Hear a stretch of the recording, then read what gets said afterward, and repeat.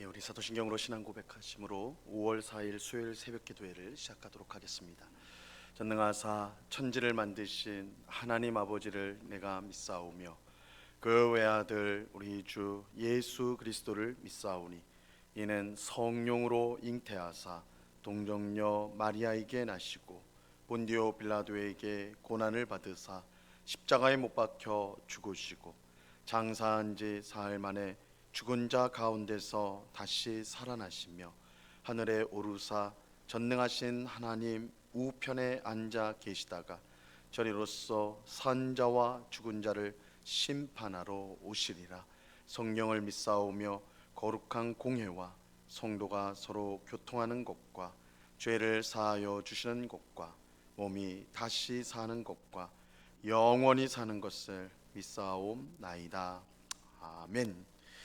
우리 찬송가 320장 나의 죄를 정케하사 우리 같이 찬송하도록 하겠습니다.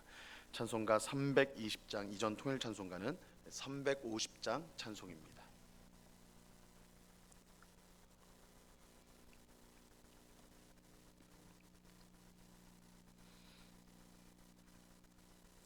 찬송가 320장을 같이 찬송하도록 하겠습니다.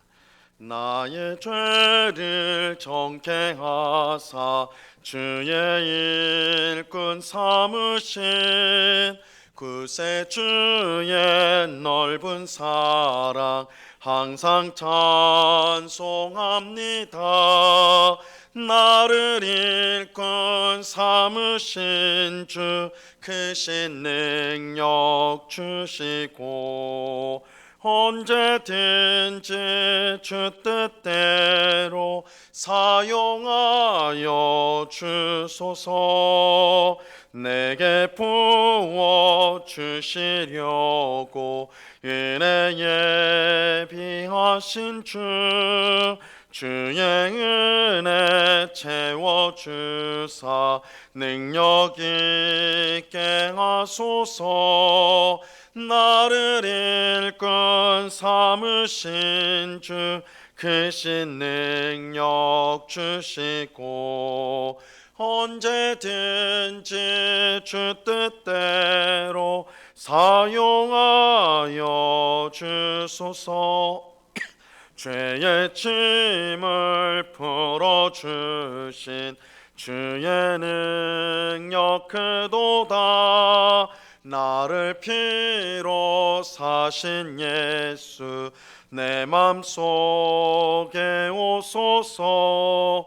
나를 일꾼 삼으신 주 크신 능력 주시고 언제든지 주 뜻대로 사용하여 주소서. 주여 내게 성령으로 충만하게 채우사 생명수가 강물처럼 흐르게 하옵소서.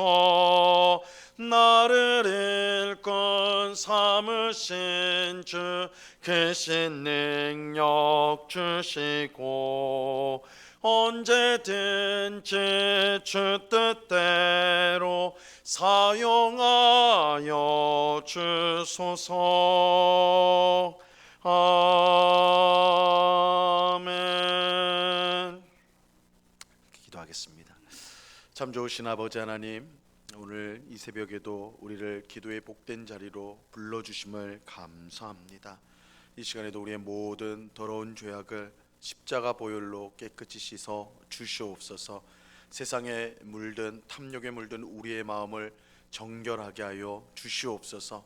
그래서 우리의 뜻과 소원과 소망이 오직 하나님께 있게 하옵시고 나의 힘과 능력을 의지하지 않고 하나님만을 의지하며 오늘을 살아갈 수 있도록 주님 도와 주시옵소서. 우리의 생각을 다스려 주시고 우리의 입술의 모든 말을 주님 다스려 주옵소서. 상처를 주고 또한 비난하고 아픔을 주는 입술의 모든 말들이 사라지게 하옵시고 축복하고 또한 사랑하며 또한 섬김의 입술이 될 수 있도록 우리 입술을 주님 주장하여 주시옵소서. 우리의 손과 발을 주님 다스려 주셔서 우리의 손과 발로 하나님을 섬기고 이웃을 섬기는, 그래서 하나님을 기쁘시게 하는 삶을 살아갈 수 있도록 주님 도와 주시옵소서. 그러나 우리의 결단과 우리의 힘은 너무나 연약하오니 오직 성령으로 충만하게 하셔서 성령 하나님이 우리를 온전히 다스려 주시옵소서. 그래서 매 순간 우리가 무엇을 선택하고 무엇을 결정하든지 주님의 뜻을 먼저 묻게 하옵시고 주님 앞에 엎드릴 줄 아는 저희가 되게 하여 주시옵소서. 아버지 하나님, 우리의 모든 의를 내어버리고 오직 예수 그리스도만이 우리의 의가 된다는 사실을 알고 예수님만을 의지하는, 예수님만을 바라보는 주의 백성들이 다 될 수 있도록 은혜 내리워 주시옵소서. 이 시간 주의 말씀을 듣고자 합니다. 성령 하나님께서 밝히 조명하여 주셔서 말씀의 뜻을 깨닫게 하시고 오늘 내게 주신 말씀으로 받아 이 말씀으로 우리의 믿음이 더욱더 견고해지는 귀한 은혜를 경험할 수 있도록, 또한 약속의 말씀을 붙들고 기도하는 복된 시간이 되도록 은혜 내리워 주옵소서. 감사와 찬양을 주께 드리오며 예수 그리스도 이름으로 기도드리옵나이다. 아멘. 우리 하나님 말씀을 다 같이 봅니다. 마태복음 10장 1절로 4절까지의 말씀을 우리가 다 같이 보도록 하겠습니다. 마태복음 10장 1절로 4절까지의 말씀입니다.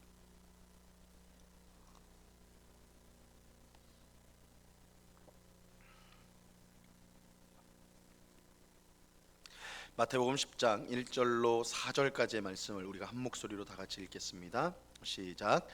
예수께서 그의 12 제자를 부르사 더러운 귀신을 쫓아내며 모든 병과 모든 약한 것을 고치는 권능을 주시니라. 12 사도의 이름은 이러하니 베드로라 하는 시몬을 비롯하여 그의 형제 안드레와 세베대의 아들 야고보와 그의 형제 요한, 빌립과 바돌로메, 도마와 세리마테, 알페오의 아들 야고보와 다데오, 가나나인 시몬 및 가롯 유다 곧 예수를 판 자라. 아멘. 예수님은 자기에게 모여든 무리를 보며 그들을 불쌍히 여기셨습니다. 그들이 목자 없는 양과 같이 고생하고 기진하였기 때문입니다.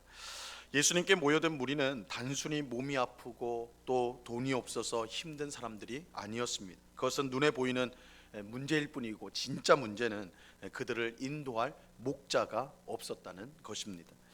사람은 마치 양과 같아서 선한 목자가 인도하지 않으면 망할 수밖에 없는 그런 연약한 존재입니다.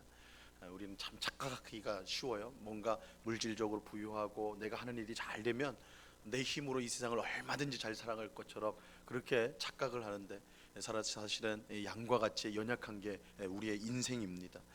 이 선한 목자의 인도가 있을 때만 양이 푸른 초장 쉴만한 물가에서 부족함 없이 살 수 있는 것처럼 사람도 우리를 인도할 선한 목자가 있어야만 복된 삶을 살아갈 수가 있습니다.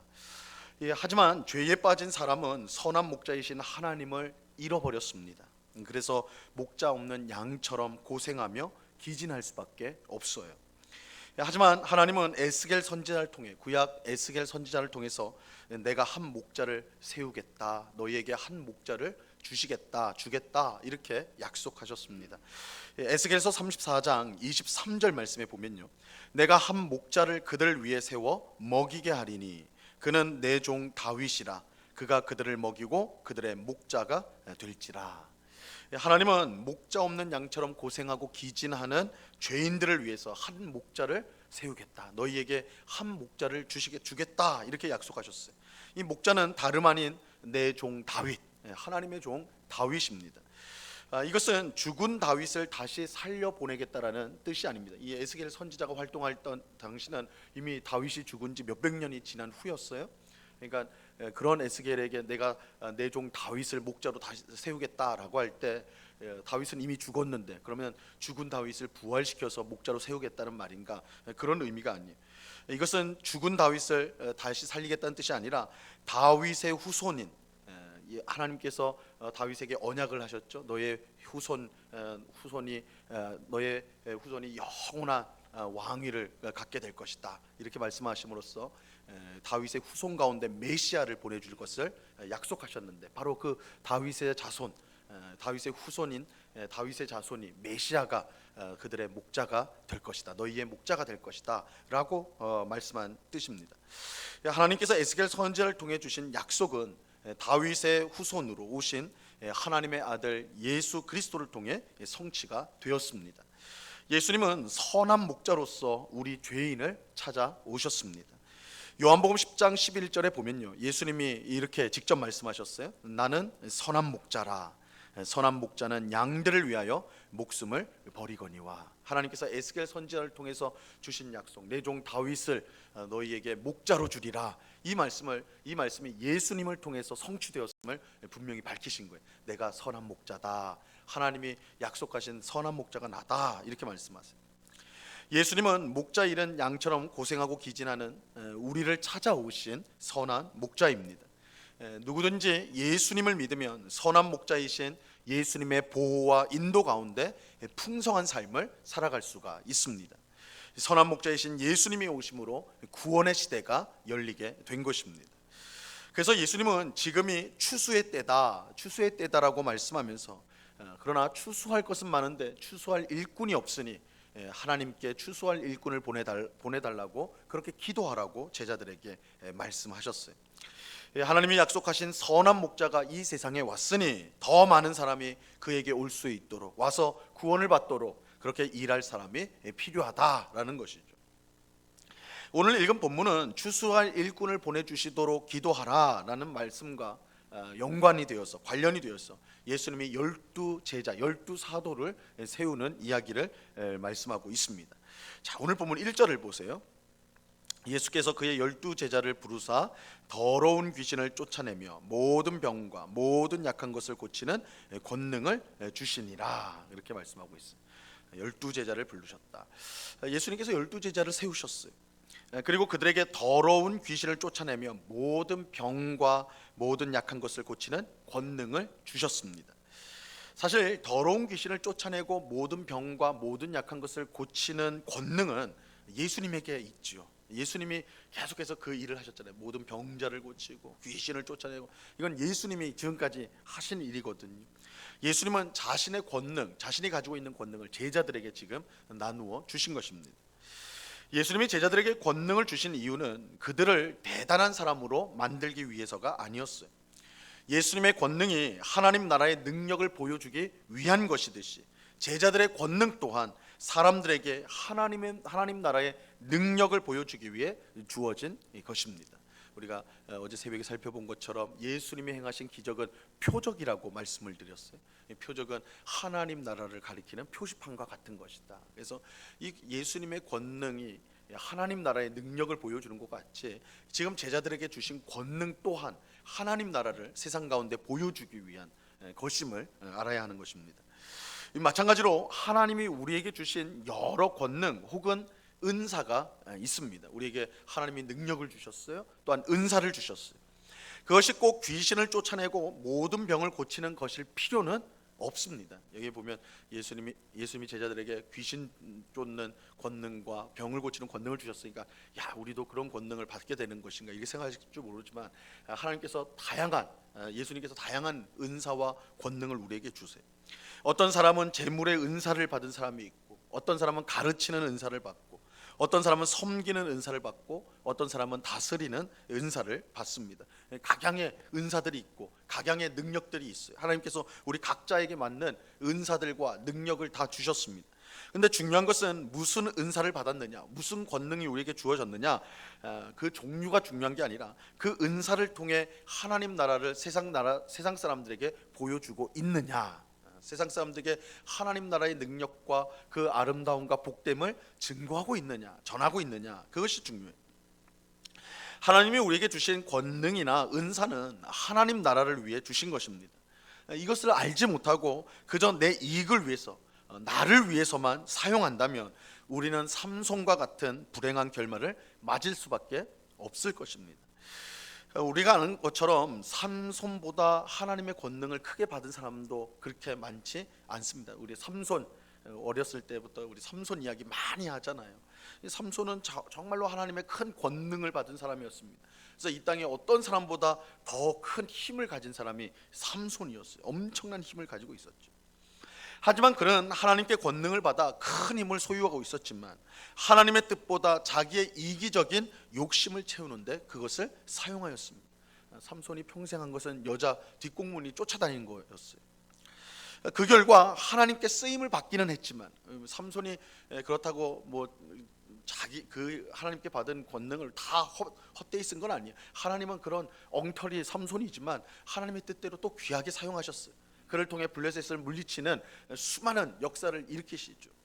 그러나 삼손이 만약에 하나님의 뜻을 알고 순종했다면, 자신에게 주신 권능이 하나님 나라를 위해 사용하는 것임을 알았다면 그는 더 귀하게 쓰임을 받았을 것임이 틀림이 없어요. 그러니까 삼손은 큰 은사와 권능을 받았지만 자기의 이익을 위해서 그것을 낭비하였고, 그래서 하나님이 그를 사용하시긴 하였지만 그 개인의 결말은 매우 불행했던 것이죠. 우리는 하나님께 받은 권능 혹은 은사를 하나님 나라를 위해 사용해야 합니다. 천국 복음 전파를 위해 그것을 기꺼이 사용할 수 있어야 하는 것입니다. 그래서 내게 주신 권능, 내게 주신 은사가 분명히 있거든요. 그런데 그것이 그냥 나를 드러내기 위해서, 나를 높이기 위해서, 나의 이익을 위해서만 그렇게 한다면 그것은 그 권능과 은사를 베푸신 하나님의 뜻과는 전혀 상관이 없는 것이 됩니다. 우리가 정말 우리에게 주신 권능과 은사, 이것이 하나님으로부터 주어졌다는 것을 안다면 그것을 하나님 나라를 위해서, 복음 전파를 위해서 우리가 그것을 기꺼이 사용할 수 있어야 돼요. 그렇게 하면 우리에게 권능과 은사를 주신 하나님 앞에 서게 됐을 때 잘했다, 충성된 종이라는 칭찬을 받게 될 것입니다. 한편 오늘 본문은 예수님의 12제자의 이름을 우리에게 알려주고 있습니다. 12제자 혹은 12사도의 이름을 알려주는데요, 2절부터 4절 말씀을 보세요. 12사도의 이름은 이러하니 베드로라 하는 시몬을 비롯하여 그의 형제 안드레와 세베대의 아들 야고보와 그의 형제 요한, 빌립과 바돌로메, 도마와 세리마테, 알페오의 아들 야고보와 다데오, 가나나인 시몬 및 가론 유다 곧 예수를 반자라. 이 명단에서 우리가 이제 주목해야 될 사실이 몇 가지 있습니다. 먼저는 베드로라 하는 시몬이 제일 먼저 소개되고 있다는 사실입니다. 언제나 사실은 명단을 보면 베드로가 앞에 있다라는 것을 우리가 볼 수 있어요. 그것은 이제 베드로가 가장 잘 알려진 제자이기 때문이겠죠. 가장 잘 알려져 있어요. 하지만 사실 이 베드로가 제일 먼저 이렇게 나오고 있는데, 이 베드로는 원래 이름이 아닙니다. 베드로는 원래의 이름이 아니라 베드로의 원래 이름은 시몬이었고, 이 베드로는 예수님이 그에게 지어준 이름이 있죠. 예수님께 받은 이름이 베드로예요. 이 베드로란 이름은 그 뜻이 반석이라는 돌, 암석, 단단한 돌, 이런 뜻입니다. 베드로인데, 이 베드로가 이처럼 제일 먼저 나온 이유는 그가 모든 제자 중에 가장 으뜸이 되는 위치에 있었기 때문입니다. 하지만 베드로가 으뜸이 된다고 해서 가장 위대했던 제자였다라고 말하기는 쉽지가 않습니다. 분명히 이제 베드로가 제일 항상 앞에 언급이 되고 베드로의 활동이 많이 언급이 되거든요. 그래서 베드로가 참 두드러진 역할을 분명히 하고 있는데, 그렇다고 이 베드로가 12제자 중에 가장 훌륭하고 아주 월등한 제자였느냐? 사실 그렇게 말하기가 쉽지 않아요. 우리가 잘 아는 것처럼 베드로는 예수님이 체포되셨을 때 예수님을 모른다, 너도 예수와 같은 편 아니냐 했을 때 나는 그를 모른다, 이렇게 3번이나 부인하고 마지막에는 자기 말을 믿어주지 않으니까 예수님을 저주하는 그런, 심지어 저주까지 했던 사람이 바로 베드로였어요. 인간적으로 보면 베드로는 참 못난 제자지요. 이제 예수님 배신한 거니까, 뭐 가론 유다처럼 판 것은 아니라 할지라도 예수님을 3번이나 부인했으니 참 못난 제자였어요. 그런데 놀랍게도 예수님은 그런 베드로의 실체를 아시면서도, 예수님이 베드로를 모르고, 야, 내가 베드로를 저렇게 아꼈는데 저렇게 뒤통수를 치는구나, 그게 아니라 예수님은 다 아셨는데, 베드로가 어떤 사람인 것을 다 아셨는데, 아시면서도 반석이라는 뜻의 베드로라는 이름을 그에게 주셨어요. 그리고 모든 제자 중 으뜸이 되는 제자로 여기셨습니다. 우리는 여기서 예수님의 큰 은혜를 보게 됩니다. 예수님의 은혜를 보게 돼요. 이 세상은 똑똑하고 유능하고 실패하지 않는 사람을 크게 보고 대우해 주죠. 이 세상에서 알아주는 사람은 다 그런 사람들 아니에요, 그죠? 유능한 사람, 똑똑한 사람, 실패하지 않는 사람, 무엇을 맡겨도 다 이뤄내는 그런 사람을 높이 평가하고 대우해 주죠. 하지만 예수님은 달라요. 예수님은 베드로와 같이 철저하게 실패한 사람을 반석이라고 부르시고 그를 으뜸되게 하셨습니다. 이는 하나님 나라에서는 낮은 자가 높아지고 또한 높은 자가 낮아진다는 사실을 보여주는 것입니다. 하나님 나라는 은혜의 나라입니다. 하나님 나라는 은혜의 나라예요. 실패한 사람이 반석으로 불리고 제일 뒤에 있어야 할 사람이 으뜸이 되는 나라가 하나님의 나라입니다. 예수님은 베드로를 제일 먼저 세우심으로 하나님의 나라가 은혜의 나라인 것을 분명하게 보여주고 있는 것입니다. 사실은 베드로가 제자들을 명단에 제일 앞에 있어야 될 그런 이유가 없어요. 그가 그럴 사람이 아니에요. 그럼에도 그가 제일 앞에 있다라는 것은 역설적으로 하나님의 나라가 이런 자의 것이다, 은혜의 나라다, 은혜의 나라다라는 것을 분명하게 보여주는 거예요. 그리고 이것은 마태가 자신을 소개할 때 굳이 세리 마태라고 한 점에서도 더욱 분명히 알 수가 있습니다. 오늘 명단에 보면 그냥 마태라고 하지 않고 세리 마태 이렇게 말하고 있죠. 우리가 지금 보고 있는 이 마태복음은 마태가 쓴 겁니다. 마태가 썼다고 이제 우리가 믿고 있는데요. 오늘 본문에 나오는 제자의 명단 또한 마태가 쓴 거죠. 그러니까 마태복음을 마태가 썼으니까 오늘 명단도 마태가 썼을 거란 말이에요. 그런데 마태가 자신의 이름을 쓸 때 굳이 그 앞에 셀이라고 밝히고 있어요. 그러니까 이건 마태가 자신이 이제 예수님의 12제자 명단을, 사도의 명단을 다 쓰고 있는데 그냥 마태 이렇게만 쓰면 되는데, 다른 제자들처럼 그냥 뭐 야고보, 요한 이렇게 쓰면 되는데 자신의 이름을 마태 이렇게 기록하면 됐을 텐데 그 앞에 셀이라는 말을 붙이고 있어요. 셀이다. 사실 세리는 마태가 지우고 싶은 과거예요. 지우고 싶은 과거. 우리도 그런 거 있잖아요. 누가 몰랐으면 하는 과거의 내 모습, 뭐 그런 거 있지 않습니까? 마태에게 세리라는 것은 꼭 그런 거예요.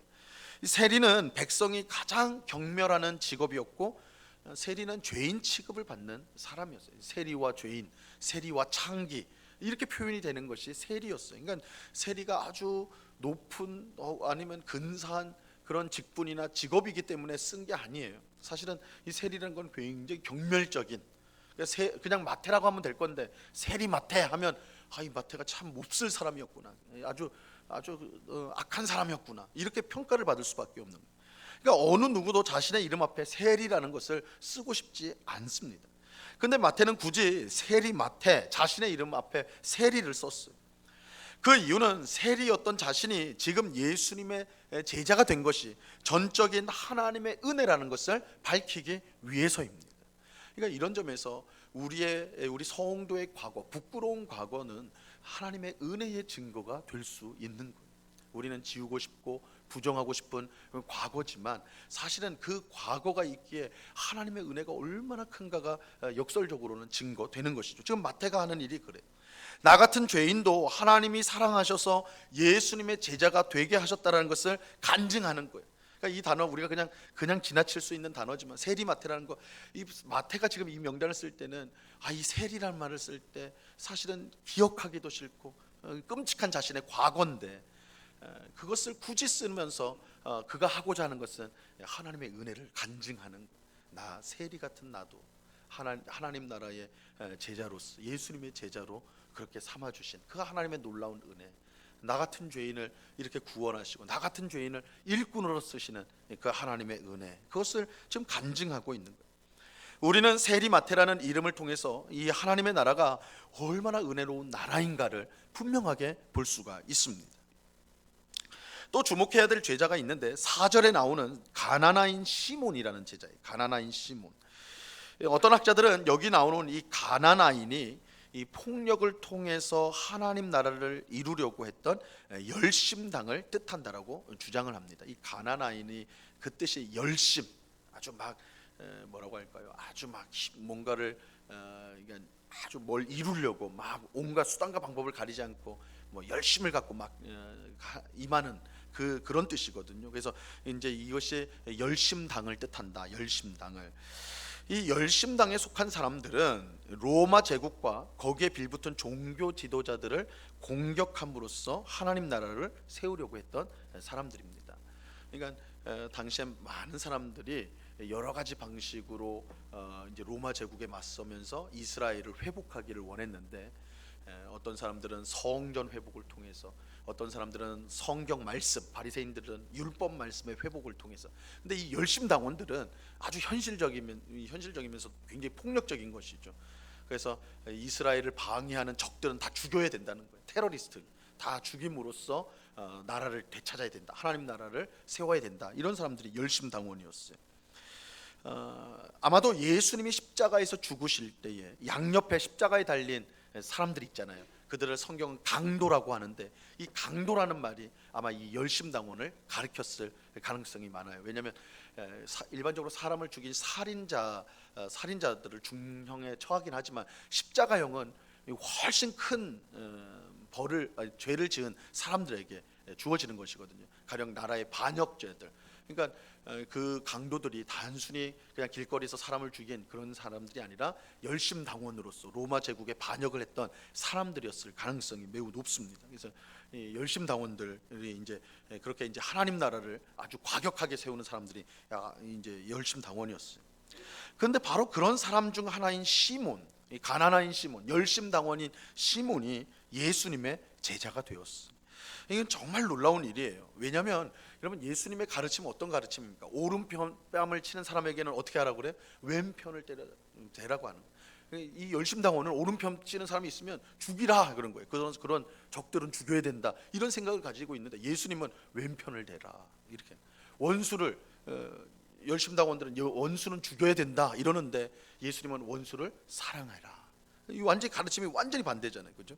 예수님은 철저히 폭력을 멀리하셨어요. 그러니까 예수님과 열심당원인 시몬은 사실은 절대 함께할 수 없는 사이죠. 함께할 수 있는 부류가 아니에요. 하지만 예수님은 열심당원 시몬을 기꺼이 제자로 받아 주셨습니다. 예수님의 제자였어요. 예수님의 제자가 되었어요.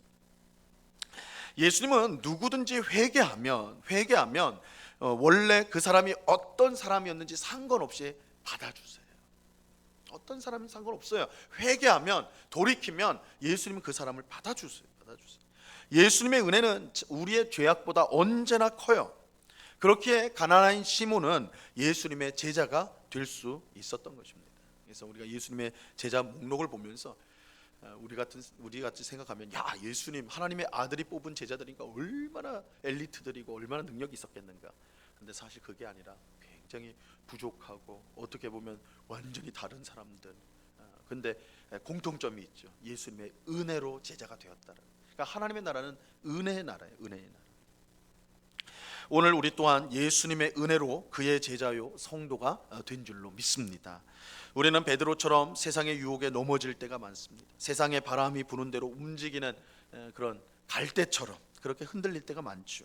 세리마태처럼 내세울 만한 것이 아무것도 없는, 오히려 부끄러운 과거를 가진 것이 우리들이, 가나나인 시몬처럼 자기 신념에 가득한, 자기 의의가 가득한 것이 우리들이.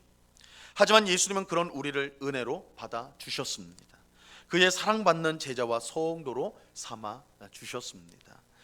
이 은혜를 우리가 항상 기억하고 감사하는 우리 모두가 될 수 있기를 바랍니다. 예수님의 이 12 제자의 명단은 우리의 명단이기도 한 거예요.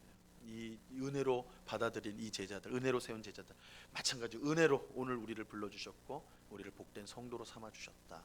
이 놀라운 은혜에 감사하면서 오늘도 우리에게 그런 귀한 은혜를 베풀어 주신 예수님의 뜻대로 살겠노라고, 예수님만을 따르며 살아가겠노라고 오늘도 기도하고, 또한 하나님께 찬양하고 감사하는 오늘 우리 모두가 될 수 있기를 우리 주님의 이름으로 간절히 축원합니다. 기도하겠습니다. 하나님 아버지, 감사합니다.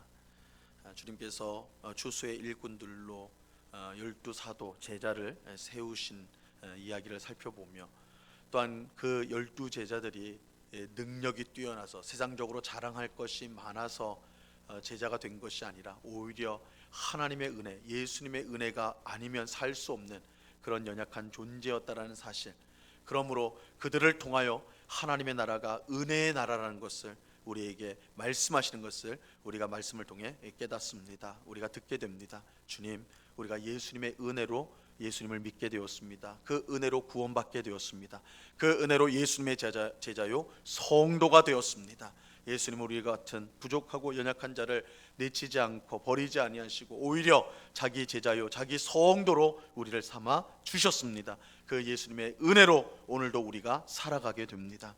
주님, 우리는 이 놀라운 은혜를 받고도 여전히 한 줌 안 되는 우리의 능력으로 이 땅을 살아가려고 발버둥치는 것이 우리입니다. 어리석은 우리입니다. 우리의 의를 내세우는 것이 우리입니다. 저희들을 불쌍히 여겨주셔서 우리가 하나님의 은혜로 사는 존재임을, 하나님의 의로 사는 존재임을 알게 하여 주셔서 매사에 하나님을 의지하며 하나님 앞에 엎드리는 주의 백성이 되게 하여 주시옵소서. 나의 힘과 능력이 아닌 오늘도 하나님의 능력, 우리 주님의 은혜와 우리 주님의 사랑으로 이 땅을 살아가는, 그것으로 족한 삶을 살아가는 주의 백성들이 다 될 수 있도록 주님 주장하여 주시옵소서. 오늘도 겸손히 주님 앞에 엎드립니다. 예수님의 뜻대로 살겠습니다. 예수님의 은혜대로 살겠습니다. 결단하고 기도하기를 원하오니 저희의 마음을 주님께서 꼭 붙잡아 주시옵소서. 오늘도 귀하고 복된 날을 주심을 감사합니다. 우리가 가정에 있거나 일터에 있거나 어느 곳에 있든지 주님과 동행하며 주님께 영광을 돌리며 또한 이웃을 사랑하는 오늘 하루가 되게 하여 주시옵소서. 오늘 밤에는 수요 성경 공부로 함께 모여서 하나님의 말씀을 배우고자 합니다. 주님, 하나님의 말씀이 우리 마음 가운데 잘 뿌려져서 좋은 땅에 뿌려진 씨앗이 100배, 60배, 30배의 결실을 맺는 것처럼 하나님의 말씀의 역사가 우리 심령에 일어나 우리의 삶 가운데 열매 맺는 복된 삶을 살아가는 저희들 다 될 수 있도록 은혜 내리워 주시옵소서. 언제나 우리와 함께 하시는 주님께 감사와 찬양을 올려드리오며 예수 그리스도 이름으로 기도드리옵나이다. 아멘. 하늘에 계신 우리 아버지여, 이름이 거룩히 여김을 받으시오며 나라에 임하옵시며 뜻이 하늘에서 이룬 것 같이 땅에서도 이루어지이다. 오늘날 우리에게 일용할 양식을 주옵시고 우리가 우리에게 죄 지은 자를 사하여 준 것 같이 우리 죄를 사하여 주옵시고 우리를 시험에 들게 하지 마옵시고 다만 악에서 구하옵소서. 대개 나라와 권세와 영광이 아버지께 영원히 있사옵나이다. 아멘.